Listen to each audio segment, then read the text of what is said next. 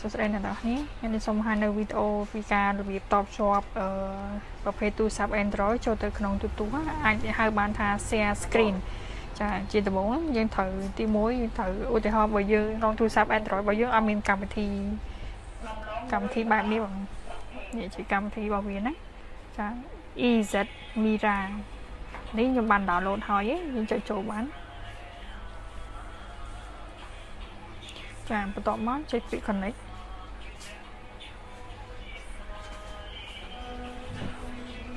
ចុច connect ហើយវានឹងតបភ្ជាប់ទៅតែម្ដងចាពាក្យ cache របស់វានេះអ្នកនរគ្នាអាចមើលបានឈ្មោះរបស់វា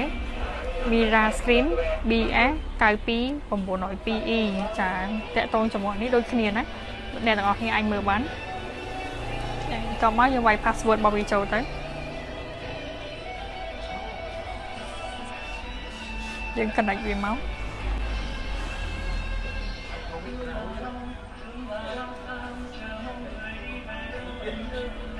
ចានេះវាយើងបានភ្ជាប់រួចរាល់ហើយចានេះយើងកំពុងតែ share screen ពីទូរស័ព្ទចូលទៅក្នុងទូរទស្សន៍បន្ទាប់មកយើងបើក 4G នេះសម្រាប់អ្នកទាំងអស់គ្នានៅក្នុងផ្ទះអត់មាន Wi-Fi ចាឧទាហរណ៍ឲ្យមើលចាំមើលតើវាមានអ៊ីនធឺណិតចូលនៅក្នុងនោះអត់